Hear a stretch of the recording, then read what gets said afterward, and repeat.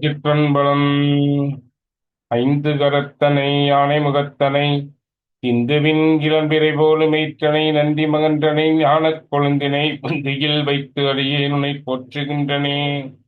பிரமன்மால் அறியாத பெருமையன் தருமமாகிய தத்துவன் என்பிரான் பரமனார் உரை பாண்டிக் கொடுமுடி கருமமாகத் தொழு மடநெஞ்சமே. எல்லாம் அல்ல அருள்மிகு வடிவுடைய நாயகர் நமர் பாண்டி கொடுமுடிநாதர் திருவடிகளையும் எல்லாம் அல்ல சிவகாமி எம்மையுடைய நமர் கூத்தப்பெருமானுடைய திருவடிகளையும் மனமொழி வெயிலால் வணங்குகின்றேன். இதுவரை யாரெல்லாம் எனக்கு ஜோதிடம் கற்றுக் கொடுத்தார்களோ அனைத்து குருமாருடைய திருவடிகளையும் என்னை இந்த உலக அறிமுகப்படுத்திய போட்டதற்கும் மனகுமணி குருநாதர் திண்டுக்கல் சின்ராஜியாருடைய திருவடிகளையும் மனமொழி வெயிலால் வணங்குகின்றேன். சுவாதி சிற்றம்பலம். பாண்டி கொடுமுடிநாதர் அடிமை ஆஸ்ட்ரோ சதீஷ்குமார் யூடியூப் சேனல் நண்பர்கள் அனைவருக்கும் அடியனின் பணிவான வணக்கங்கள். நண்பர்களே, இன்னைக்கு நாம பார்க்க போறது இன்னைக்கு மகா சிவராத்திரி. இந்த மகா சிவராத்திரி என்னென்ன நற்பலன்களை கொடுக்கும் அப்படிங்கிறத பார்ப்போமா? நண்பர்களே, நம்முடைய இந்த உடம்பு இருவினையால் வந்த உடம்பு. நம்முடைய உடம்பு இந்த இருவினை அப்படின்னு சொல்லக்கூடிய இருவினையால் வந்த உடம்பு. அரண் பாவம் என்னும் அருங்கயிற்றால் கட்டி புறந்தோல் போர்த்து எங்கும் புழு அழுக்கு மூடி. அறம் பாவம், அதாவது பாவ புண்ணியம் என்று சொல்லக்கூடிய இந்த செயல்களால் வந்த உடம்பு. இதை கொண்டு நாம் இந்த பூமியில் ஜீவிக்கிறோம் இறைவனுடைய அருளால். நமக்கு எத்தனையோ கஷ்டங்கள், எத்தனையோ துயரங்கள், எத்தனையோ விஷயங்கள் நமக்கு இயக்கத்திலே வாழ்க்கை போயிருது. சாதாரணமான ஒரு மனிதனுக்கு கிடைக்கக்கூடிய ஒரு சந்தோஷம் கூட சிலருக்கு இயல்பாக கிடைக்கிறது இல்லை. நம்ம ஏன் பிறந்தோம், நம்ம என்ன அவ்வளவு வினைகளை செஞ்சிட்டோமா அப்படிங்கிற கேள்வி நமக்குள்ளே ஓடிட்டு. அப்போ ஜாதகத்தை தூக்கிட்டு நம்ம ஜோதிடத்தை போறோம். ஜோதிடம் என்ன திசா புத்தி நடக்குது, என்ன பிரச்சனை, என்ன பிரச்சனை நீங்க சந்திக்க நேரும், இந்த பிரச்சனைன்னு உங்களுக்கு விடிவு கிடைக்கும், இல்லை கிடைக்காது, இந்த பிரச்சனை சந்திக்க போறீங்க அப்படிங்கிறத சொல்றாரு. அப்படிப்பட்ட ஒரு நிலையில தான் நம்ம எல்லாருமே இருக்கோம். சார், இதுக்கு தீர்வு தான் என்ன? என்னென்னமோ சொன்னாங்க, என்னென்னமோ பரிகாரம் பண்ணி பார்த்தோம், என்னென்னமோ பண்ணி பார்த்தோம், தீர்வு என்ன? இந்த கர்மா தான் நமக்கு துன்பத்தை கொடுக்குது. பிராப்த வினை அப்படின்னு பேரு. நாம் எடுத்துட்டு வந்த பிராப்த வினை, நிகழ்காலத்தில் அனுபவிக்கக்கூடிய வினை. நம்ம வினையை வச்சு முடிச்சுக்கிறது இல்லை. ஒரு பெரிய பணக்கார அப்பா, இந்த பணக்கார அப்பா பையனோட பாக்கெட் மணியா சில ரூபாய் கொடுத்தார். மிகப்பெரிய வியாபாரி அவங்க அப்பா. இவன் வாங்கணும் கமெண்ட் இருப்பானா? பாக்கெட் மணியா வந்து செலவழிக்கிறத விட்டுட்டு இவன் இதை வச்சு வியாபாரம் பண்ணி இன்னும் சில காசை சம்பாதிச்சான். அப்பா கொடுத்தது செலவழிப்பதற்காக.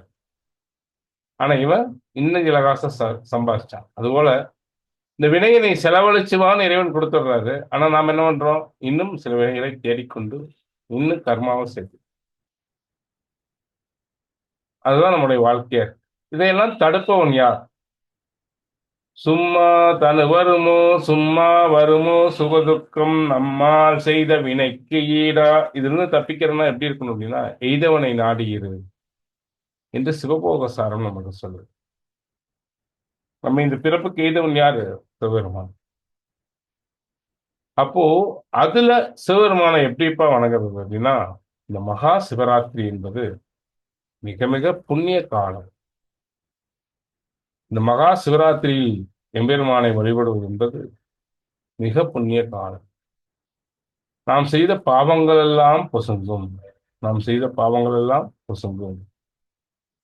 எவ்வளவு வினை பயன்கள் இருந்தாலும் இந்த மகா சிவராத்திரியில் 4 காலங்களிலும் யார் ஒருவன் மண்ணால் ஆன லிங்கத்தை பிடித்து அந்த லிங்கத்திற்கு முறைப்படி அபிஷேகங்களும் முறைப்படி மந்திரங்களும் முறைப்படி நிவேத்தியம் செய்கின்றானோ அன்போடு செய்யணும்.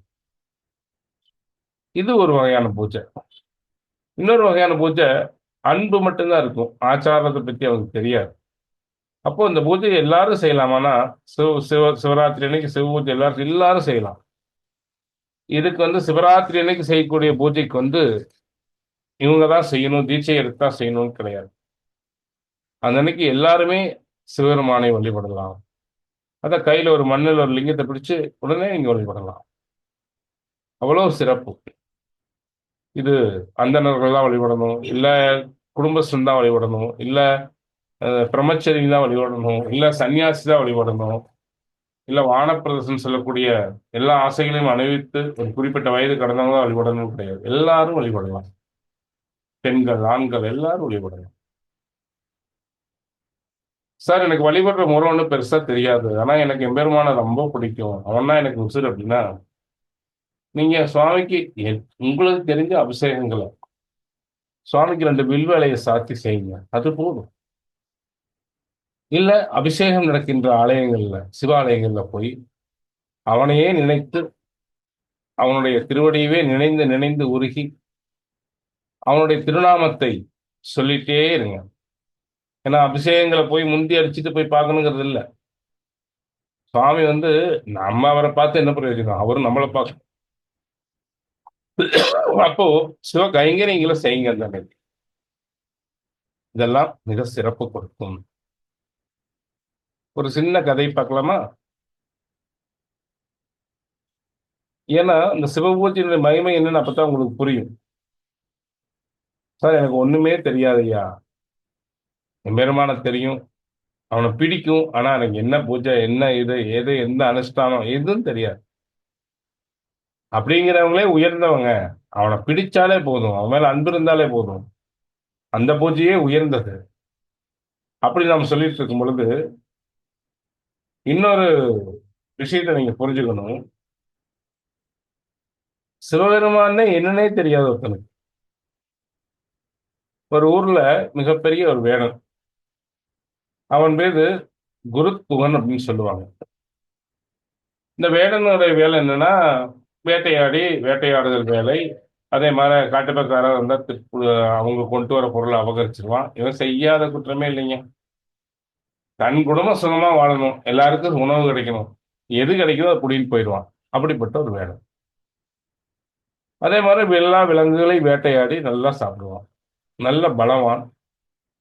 நல்ல பலவான். ஏன்னா அவர் மாமிசம் சாப்பிடுறப்ப நல்ல பலவான், நல்ல புஷ்டியான தேகம்.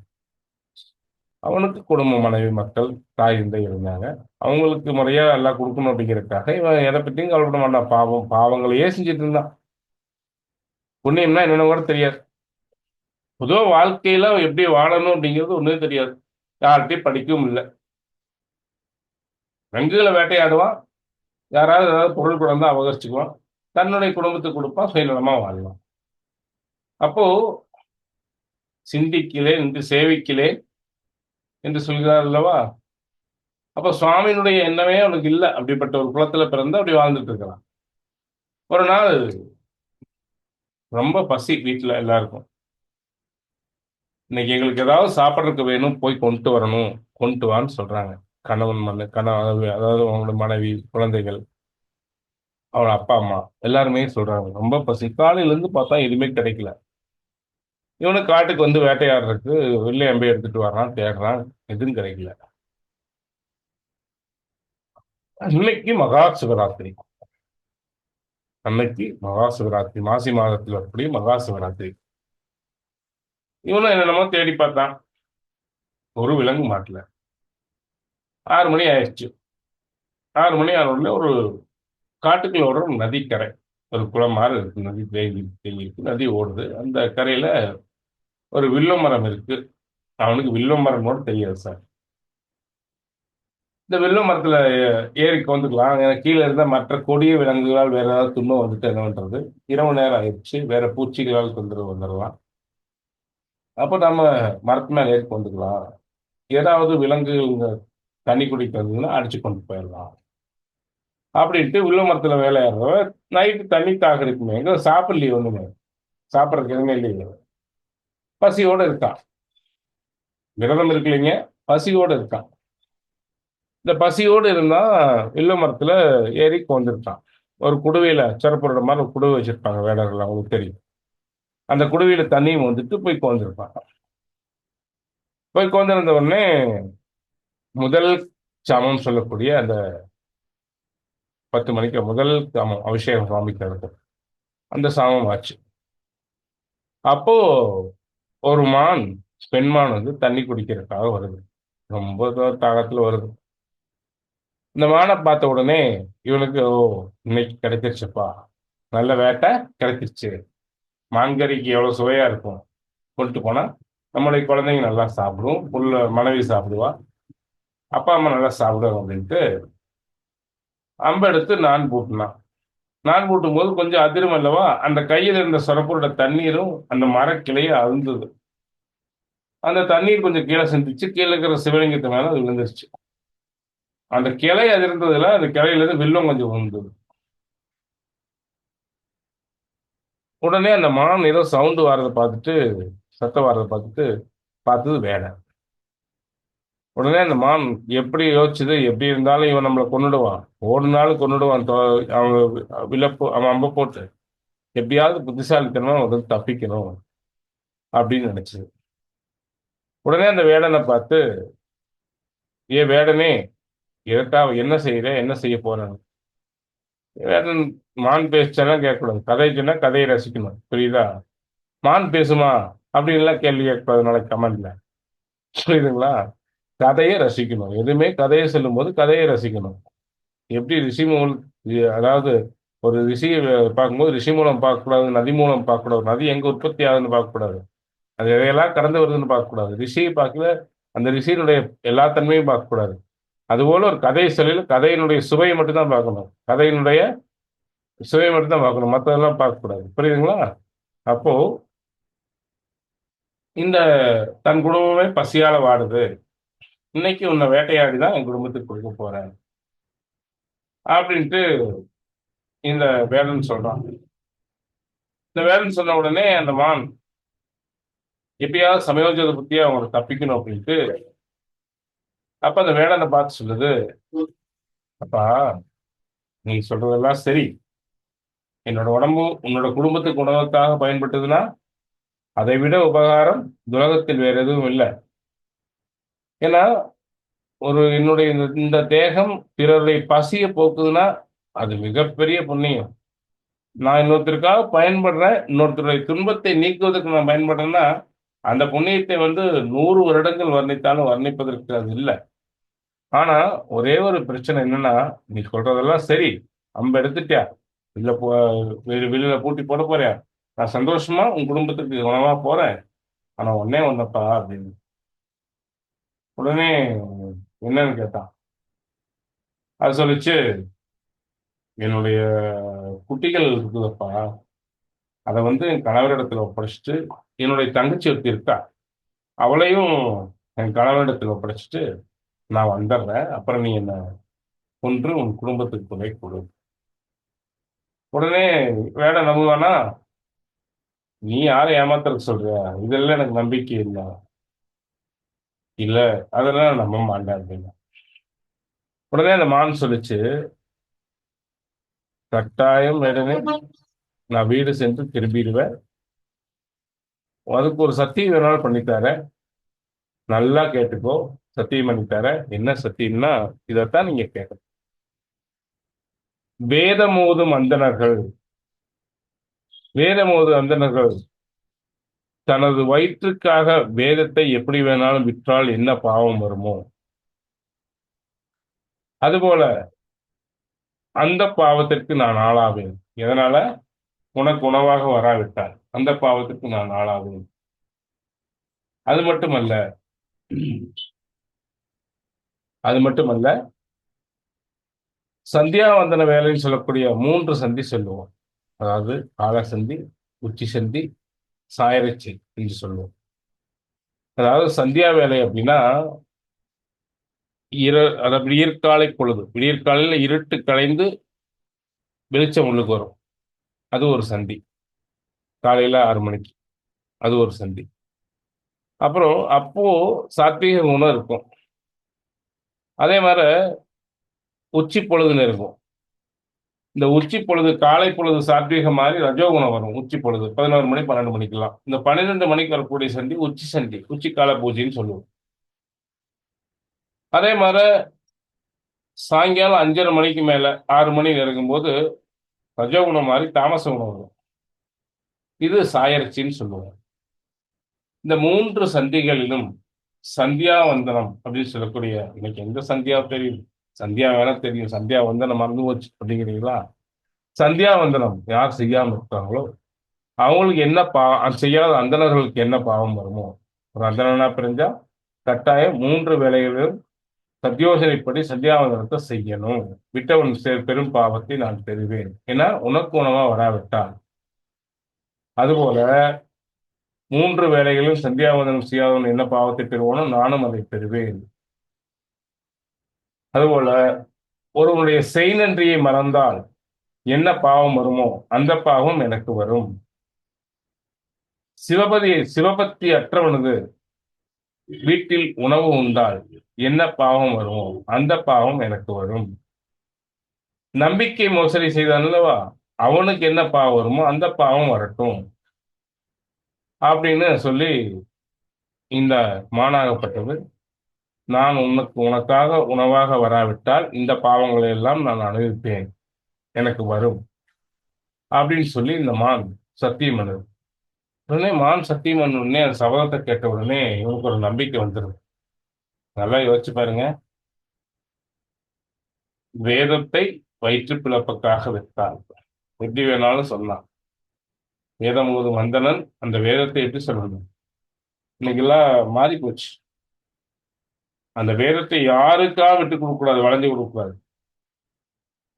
என்ன விஐபி வராங்கிறதுக்காக நிறுத்தி வைக்க கூடாது, விஐபி வரலைங்கிறதுக்காக ஒன்னா ரெண்டாவது சொல்லிட்டு போகக்கூடாது. இன்னைக்கு வேதத்தை அப்படி சொன்னா அந்த நானே கிடையாது. வேத நெறி தலைத்தோங்க அவனுடைய அவனுடைய அனைத்தையும் கொடுக்கணும். அப்படி வேதம் ஒழுங்காக சொல்லாதவனுக்கு என்ன பாவம் வருமோ அந்த பாவம் பெறுவேன். அவன் சந்தியாவந்தனம் பண்ணலேன்னு என்ன பாவம் வருமோ அந்த பாவம் நான் பெறுவேன். நம்பிக்கை துரோகம் செய்தவனுக்கு என்ன பாவம் வருமோ அந்த பாவம் நான் பெறுவேன்னு மான் சத்தியம் பண்ணோடனே இவனுக்கு நம்பிக்கை வந்துருச்சு. நம்பிக்கை வந்தோடனே சரி உன் வீடு செல், வீடு போயிட்டு கட்டாயம் நீ வரணும் அப்படின்னு அந்த பேரண்ட்ஸ் சொல்ல மானு வீட்டுக்கு சென்றது. மகிழ்ச்சியோட வீட்டுக்கு போயிடுச்சு. அந்த முதல் ஜாமம் முடிஞ்சது. இதற்கிடையில பாத்தீங்கன்னா இந்த அக்கா மான காணாம தங்கை மான் தேடிட்டு வருது. தேடிட்டு வந்தா இந்த மான் வீட்டுக்கு போயிடுச்சு, தங்கை மான் வருது. உடனே அது ரெண்டுக்குள் 2ஆம் ஜாமம் வந்துருச்சு. உடனே அந்த மானை கண்ட உடனே சரி இந்த மானத்தை விட்டுட்டோம், இந்த வந்த மானையாவது பிடிப்போம், அந்த மானத்தை விட்டுட்டோம் வந்த மானையாவது பிடிப்போம்ட்டு வில்லை அம்பை எடுத்தான்.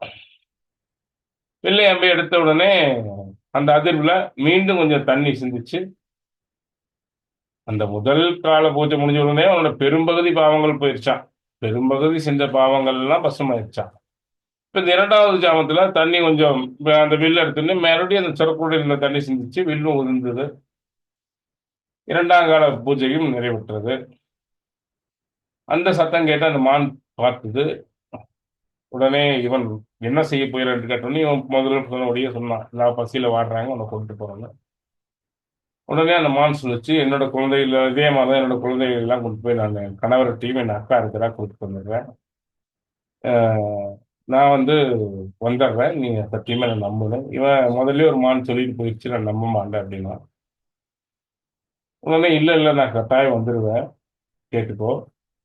நீ சொல்லி நான் வரலைன்னா நான் விஷ்ணு மேல சத்தியம் பண்ணித்தாரேன். அந்த விஷ்ணு மேல சத்தியம் எப்படி பண்ணித்தாரேன்னா, நான் வரல அப்படின்னா என்னுடைய புண்ணியங்கள் அனைத்தும் அழிந்து போகட்டும். ஏனெனில் எவனொருவன் சொன்ன சொல் தவறுகிறானோ, எவனொருவன் தன் புண்ணிய காரியங்களை இழந்து விடுகிறானோ, எவனொருவன் தாலி கெட்ட மனைவி சந்தோஷத்தை கொடுத்தும் இன்னொரு மனைவிட்ட போறான், இன்னொரு பெண்ணிட்ட போறானோ.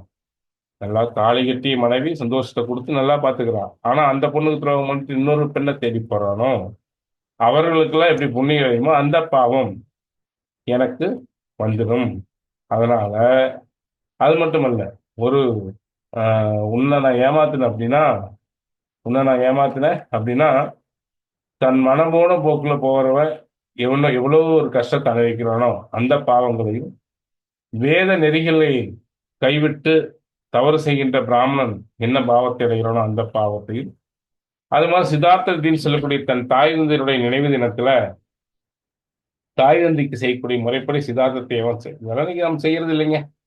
செய்யாது இருக்கணும். அந்த பாவத்தை நான் அடைவேன் தன் மான் சொல்லுது. மீண்டும் கேட்கிறேன், மான் பேஸ்டன்னு கேட்கக்கூடாது.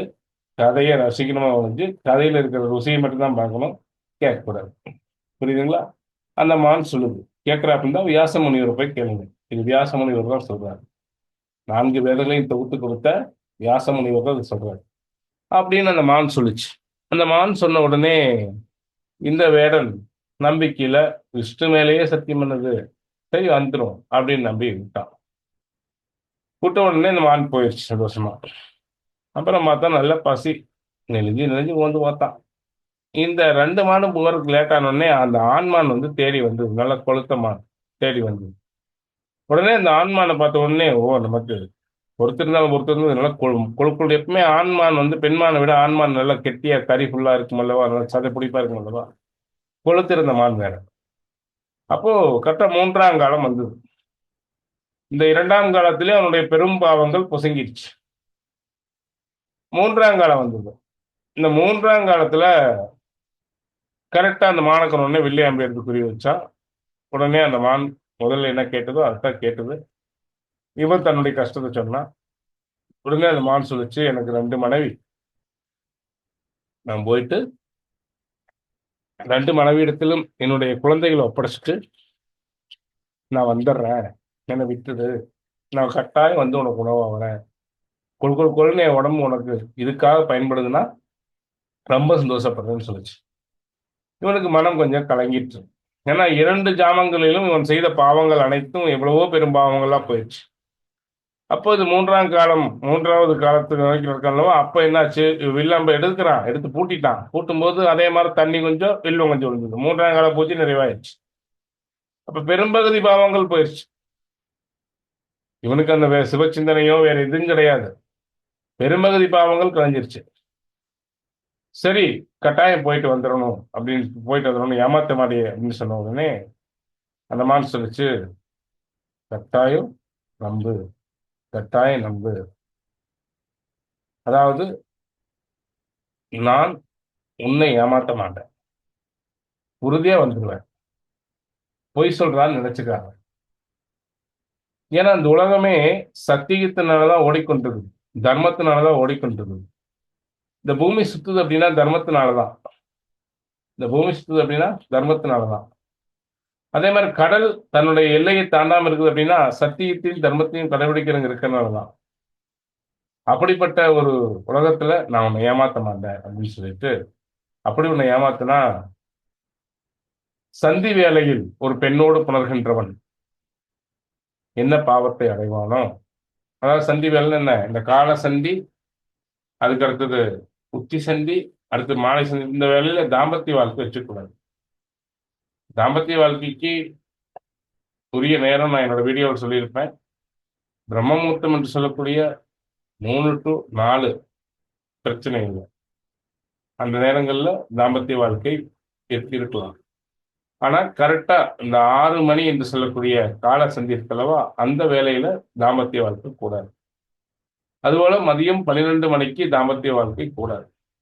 அதுபோல இரவு 6 மணிக்கு சாயங்காலம் 6 மணி சந்திக்குது அல்லவா, மாலை பொழுதும் இரவு பொழுதும் சந்திக்குது அல்லவா, அந்த வேலை கூடாது.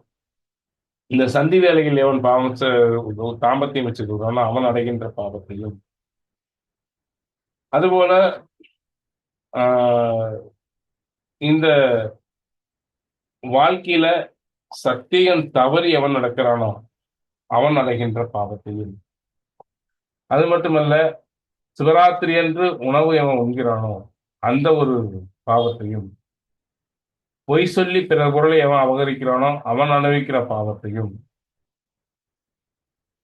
உண்ணக்கூடாததை நல்ல நாட்களில் ஒரு உயர்ந்த நாட்களில் எவன் உண்ணுகிறானோ அவன் அடைகின்ற பாவத்தையும் நான் அடைந்திருவேன் அதனால நீ நான் உன்னுடைய சொல்லு தவறாம நான் அந்த உனக்கு உணவா வந்துடுது. அப்படி வரலைன்னா எனக்கு அது கிடைச்சிடும். அப்படி ஒரு தப்பான ஒரு பாவம் எனக்கு வரட்டும் அப்படின்னு அந்த அம்மாவும் சொல்லிச்சு. கேட்டோடனே இவன் மனசு ரொம்ப கலங்கிருச்சு. ஏன்னா ஒரு 3 கால பூஜை முடிஞ்சது. இந்த மாதம் பார்த்தோன்னே 3ஆம் கால பூஜை முடிஞ்சது. அப்ப வெகும் பாவங்கள் கழிஞ்சனால என்னுடைய மனம் கலங்கி, சரி போயிட்டு வான்னு உத்தரவு கொடுத்தான். அங்க போனா அந்த 2 மானும் இருக்கு, குட்டிகள் இருக்கு. இந்த ஆண்மானும் போச்சு, எல்லாம் கலந்து ஆலோசிச்சது. கலந்து ஆலோசிச்சுட்டு, சரி நீயும் எல்லாம் சொல்லிச்சு, நான் தான் சொல்லிட்டு வந்தேன், நான் தான் முதல்ல உணவாவேன் அப்படின்னு. தங்கச்சி மான் சொல்லிச்சு, இல்ல நான் ஒரு வாக்கு கொடுத்துட்டேன், சத்தியம் பண்ணிட்டு வந்துட்டேன், அதனால நானும் போகணும், நானும் உணவாகணும். இந்த ஆண்மான் சொல்லிச்சு, நீங்கள் வேறு பெண்கள் ஒரு கணவன் இருக்கும்போது ஒரு ஆண் பலமா இருக்கும் பொழுது பெண்ணை பழி கொடுப்பது வந்து நியாயம் அல்ல, தர்மமும் அல்ல. நான் சொன்னா கேளுங்க, கேளுங்க. ஒரு ஆணாகப்பட்டவன் தனக்கு ஆபத்து வந்தது தனக்கு ஆபத்து தான் இறந்ததுக்கு அப்புறம் தான் அந்த வீட்டுல பெண்ணுக்கு ஆபத்து வரணும். நான் இருந்து நீ துன்பப்படக்கூடாது, உனக்கு அந்த கஷ்டம் வரக்கூடாது. அதுக்கு அவனுக்கு தேவை, வேடனுக்கு தேவை உணவு. அது 3 பேர் சொன்னா என்ன, நான் உணவா போயிட்டு போறேன், நீங்க 2 பேரும் இந்த குழந்தைகளை பார்த்துக்கிட்டு சௌக்கியமா இருங்க அப்படின்னு சொல்லிச்சு. அந்த மான் கேட்கல. நீங்க போனதுக்கு அப்புறம் எனக்கு இங்க என்ன வாழ்க்கை, எனக்கு என்ன இருக்கு, நானும் வருவேன் அப்படின்னு.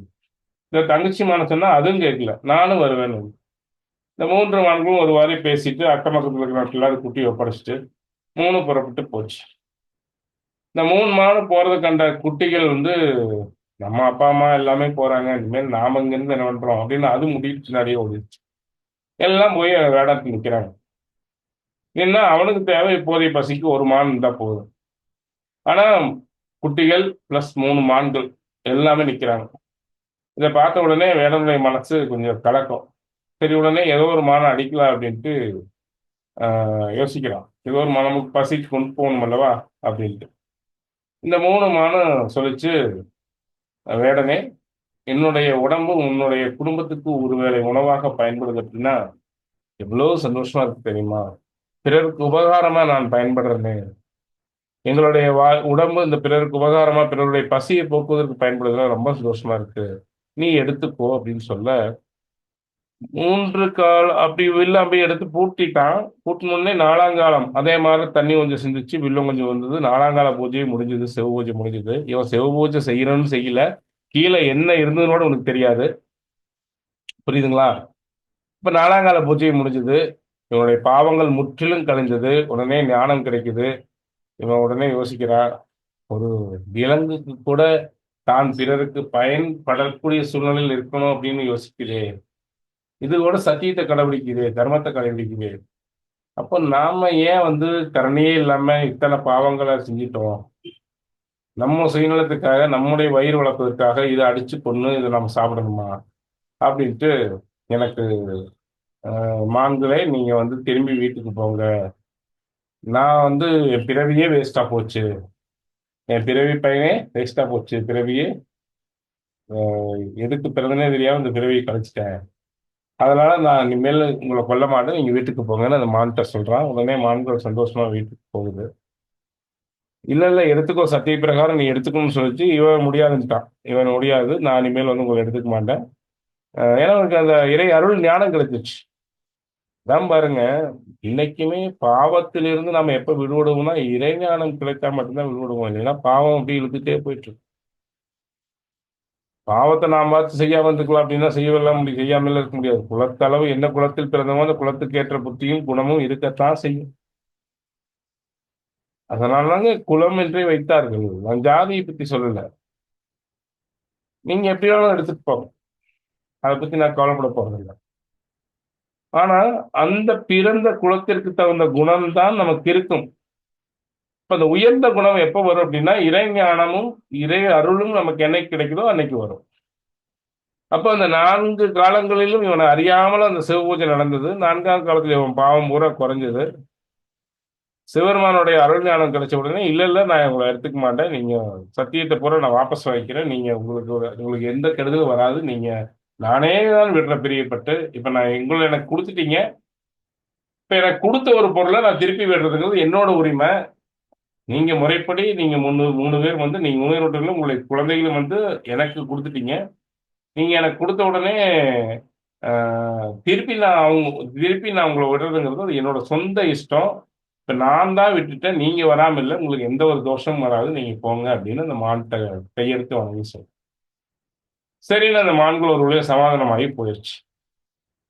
இப்படி நினைச்ச மாத்திரத்திலேயே எப்போ இவன் அவ்- அந்த ஒரு உயிர் கஷ்டப்படக்கூடாதுன்னு கருணை கொண்டானோ, அப்பவே சாமி அவன் உண்மையான லிங்கத்துல தோன்றி நிற்கிறார்.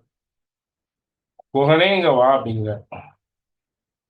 உடனே அவன் போய் சாமியை பார்த்த உடனே அதுக்கு முன்னாடி சிவபெருமான என்ன தெரியாது. அருள் ஞானம் கிடைச்ச உடனே சிவத்தை உணரலாம். தன்னை தான் உணர்த்தினால் தவிர இறைவனை, சிவபெருமானை யாராலும் உணர முடியாது. உடனே அந்த சிவஞானம் சிந்திக்க பெற்றான். பாதத்தில் இருந்தான். உனக்கு என்ன வரம் வேண்டும் கேளு அப்படின்னு சுவாமி சொல்றாரு. எனக்கு எந்த வரம், உன்னையே பார்த்துட்டேன், இனிமேல் எனக்கு என்ன வேணும். சாமி விவேகானந்தர் கூட காளியை பார்க்கறதுக்கு முன்னாடி எனக்கு அதுக்கு வேணும் இது வேணும் ராமகிருஷ்ண சொல்றாரு. எனக்கு அதெல்லாம் வாங்கி கூட என் குடும்பம் கஷ்டப்படுது. காளியை பார்த்த உடனே பேச்சு வரல. முன்னாடி சுவாமி வந்துட்டாருன்னா நமக்கு என்ன வேணும்? அவங்க கூட இருந்தா போதும், எல்லாம் கிடைச்சிரும். அவங்க கூட இருந்தா போதும், நமக்கு எல்லாம் கிடைச்சிரும். அதை விட்டு வரத்தை வாங்கி என்ன பண்றோம்? ம்? பெரிய கோடீஸ்வரன், மிகப்பெரிய கோடி, இந்த நாட்டுக்கே ராஜா. இந்த ராஜா கேட்கிறாரு, இந்த பக்கம் ஒரு 10 காணி நிலம், இந்த பக்கம் ஒரு 10 காணி நிலம், இந்த பக்கம் ஒரு 1000 காணி நிலம் எடுத்துக்கோ. அதான் அந்த கல்யாணம் நீ கூட வேணுங்கிறத அள்ளிட்டு போ. இதெல்லாம் எதுக்கு நமக்கு? இவன் நினைச்சா இதெல்லாம் கொண்டுட்டு போய் எவன் பாதுகாக்கிறது? இதெல்லாம் கொண்டுட்டு போய் இந்த நிலத்தை கொண்டு போய் எவன் உழுது அதை விதை விதைச்சு இதெல்லாம் தேவையா? அதை நம்மளால வச்சு பழைக்க முடியுமா? இந்த படத்தை கொண்டு போய் எதாவது திருட முடிட்டு போயிட்டாலும் இதெல்லாம் எதுக்கு வம்பு? இதெல்லாம் எனக்கு எதுவும் வேண்டாம். நீ கூட இருந்தா போதும். உன் கூட நான் இருக்கணும், என் கூட நீ இருக்கணும். ஒரே வரோம் மண்ணுகிட்ட. மன்னனுக்கு அற்றற்ற மகிழ்ச்சி. என்னடா இத்தனை நீ கூட்டம் ஒண்ணு வேண்டாங்கிறான், என்ன வேணுங்கிறானு கேட்டான். ஏப்பா, இத்தனையும் உனக்கு கொடுக்குறனே நீ வேண்டாங்கிறேன்னு அவன் சொன்னா, ஐயா, நீயே எனக்கு நண்பனா கிடைச்சிக்க. இனி எனக்கு அரண்மனை சாப்பாடு தானே. நீ சாப்பிடுறது தானே எனக்கு, நீ ராஜா. நீ சாப்பிடுறது தானே எனக்கு. நான் பசியில கிடந்தா நீ விட்டுருவியா? நாம் பசியில கிடந்தா கருணைக்கடலான சிவபெருமான் நம்ம பார்த்துக்காம இருப்பானா? நமக்கு ஒரு துன்பம் வந்தால் அவன் விட்டுருவானா? விடுவானா? யோசிச்சு பாருங்க. அப்போ எனக்கு நீ தான் வேணும்னு அந்த மன்னனை கேட்டு பெற்றுக்கொண்டான். அவனுக்கு எப்பவுமே சரிப்பான்னு உடனே அவன் குடும்பத்தை கூட்டிட்டு வாங்கன்னு மந்திரிட்டு சொன்னாரு. அரண்மனைக்குள்ளேயே அவனுக்கு தனி அறை ஒதுக்குனாங்க. மன்னனோட எந்த நேரம் மன்னனோட டேபிள் தான் சாப்பாடு, மன்னனோட தான் எந்த நேரம் உறக்கம், மன்னனோட தான், மன்னன் எங்க போனாலும் மன்னனோடவே போவான். அந்த குடும்பம் மகாராணியோடவே இருக்கும். இப்ப எப்படிப்பட்ட வாழ்க்கையை வச்சு பாருங்க. இவதெல்லாம் கொண்டுட்டு போய் இவன் தனியா அந்த செல்வத்தை வச்சு ஒரு தோ தோட்டத்தை உழுது அதை பண்ணி இதை பண்ணி சம்பாதிக்கிட்டு 24 மணி நேரம் ராஜா கூடவே டிராவல் பண்ண எப்படி இருக்கும்? இது உயர்ந்த வாழ்க்கையா, அது உயர்ந்த வாழ்க்கையா? நமக்கு புரியுறது இல்லை. அதனாலதான் அதை கூட இதை கூட கேட்டு நம்மளை தாழ்த்திக்கிறோம். அப்போ இறைவன்கிட்ட வந்தோம்னா, நீயே எனக்கு கிடைச்சிட்டே, இனிமேல் நான் எனக்கு என்ன வேணும் அப்படின்னு அவன் உடனே சாமி சொன்னாரு, உனக்கு எண்ணற்ற வரங்களை கொடுக்குறேன். ஒண்ணு வந்து நீ குகன் என்ற பெயரோடு புகழ்பெற்று விளங்குவாய். உன்னுடைய வம்சங்கள் எல்லாம் விருத்தி அடைஞ்சு மிகப்பெரிய இந்த காட்டுக்கே ராஜாவா வருவேன். அப்போ ராமாயண காலம் வரும். என்னுடைய பக்தனான விஷ்ணு ராமச்சந்திர மூர்த்தியை அவதாரம் பண்ணி இந்த காட்டுக்குள்ள வருவாரு. அப்போ நீ குகன் என்று ராமனுக்கு சகோதரனாக, உற்ற தோழனாக நீ ராமனை சந்திப்பாய். சந்தித்த பிறகு இந்த பிறவி முடிஞ்சு நீ இறுதியில் எம்மை வந்து அடைவாய்.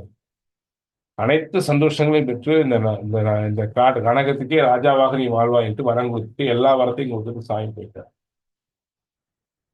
நல்லா யோசிச்சு பாருங்க. சிவராத்திரி விரதம்னா என்னன்னே தெரியாது. இவன் வரத்து மேல கொண்டிருந்தது மான கொள்றதுக்காக. தற்செயலா நடந்தது.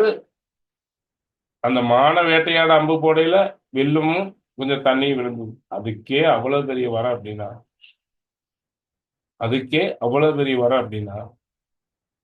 சிவபெருமான 4 கால வேளைகளிலும் அவனுடைய திருவடியை போய் தொட்டு வணங்கி அவனை பூஜித்து அவனை உள்ளத்தால் நேசித்து காதலித்து ஒருங்குத்து தண்ணீர் மல்கி அவனை வழிபட்டால் எவ்வளவு வினைகள் நம்ம குறைச்சிக்கலாம்.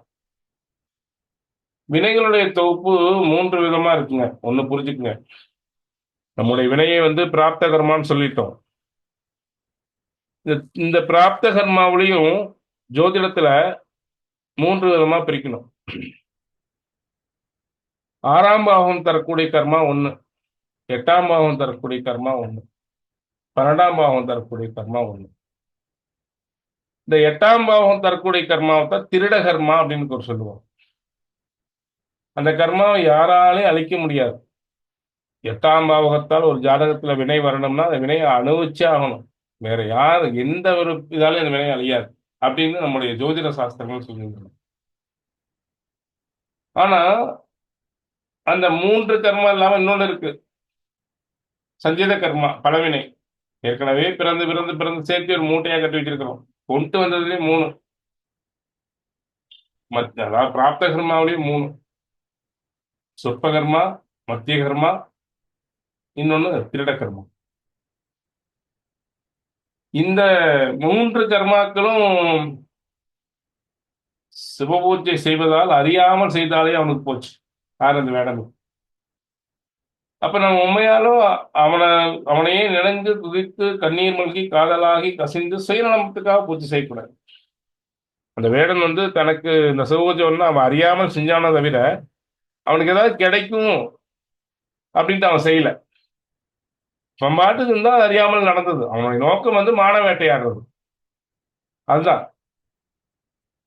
அதுபோல நம்ம ஒரு சுயநலம் இல்லாமல் அன்போடு நீங்க இந்த சிவராத்திரி பூஜையை சிவராத்திரி என்று விரதம் இருந்து அவனை பூஜித்தால் உங்களுடைய 3 விதமான சொற்பகர்மா, மத்திய கர்மா, திருடகர்மா, அது மட்டுமல்ல அவனே குருவாக நம்முடைய ச- சஞ்சித கர்மாவையும் நீக்கி இகத்தில் வாழக்கூடிய எல்லா சுகத்தையும் கொடுத்து, சில பேர் சொல்லுவாங்க சிவபெருமான வழிபட்டா முக்தி தான் கிடைக்கும், அவர் எனத்து குடிப்பார் அழிக்கிறவர் அப்படிம்பாங்க. பொன்னும் மெய்ப்பொருளும் தருவானை போகமும் திரும்பும் புணர்ப்பானை பின்னையின் பிழையெல்லாம் பொறுப்பானை. அள்ளி கொடுப்பானா செல்வத்தை. அவனுக்கு யாருங்க வெண்கொட்டை பிடிக்கிறது? குபேரனுங்க. அப்படியே சாமி எண்ணி கொடுக்க மாட்டானா, இருந்தாலும் எடுத்துட்டு போடணும் மூட்டை மூட்டையே தூக்கிடுவானா. பொன்னும் மெய்ப்பொருளும் அப்ப தன்னையும் காட்டுவானா. எப்படி இந்த வேடனுக்கு என்ன வர வேணுமோ அத்தனையும் கொடுக்குறேன்னு சொல்லிட்டு தன்னையும் காட்டினாலும் போகமும் திரும்பும் உணர்வானை. தாம்பத்தியம் ஆகாது, இல்லறம் ஆகாது, சன்னியாசி ஆயிடுவான் சிவன வழிபட்டா. தாம்பத்தியம் இல்லறத்தையும் அருமையா அருள் புரிவான். இன்னைக்கும் திருமுறையில தாம்பத்திய சுகம் பெறுவதற்காக ஒரு திருமுறை இருக்கு. அது கிடைக்கலைன்னா அதுக்கு உண்டான கிடைக்கிறதுக்காக ஒரு திருமுறை இருக்கு. உண்மை. அப்போ இறைவனை இந்த சிவராத்திரியில் நீங்கள் பூஜித்தால் உங்க 8ஆம் பாவம் என்ன, 6ஆம் பாவம் என்ன, 12ஆம் பாவம் என்ன, இந்த 3 பாவங்களும் உங்களுக்கு புண்ணியத்தையே தரும் என்று சொல்லி சிவச்சிந்தனையோடு இன்று ஆலயத்துக்கு செல்லுங்கள். எல்லாம் அல்ல இறைவன் எம்பெருமானுடைய திருவடி உங்களை காத்து ரட்சிக்கட்டும் என்று சொல்லி மண்ணில் நல்ல வண்ணம் வாழலாம், வைகளும் எண்ணில் நன்கதைக்கு யாதுமோர் குறைவில்லாமல் எல்லாரும் எல்லா நலனும் பெற்று வாழ வேண்டும் என்று சொல்லி விடைபெறுகிறேன். நன்றி, வணக்கம்.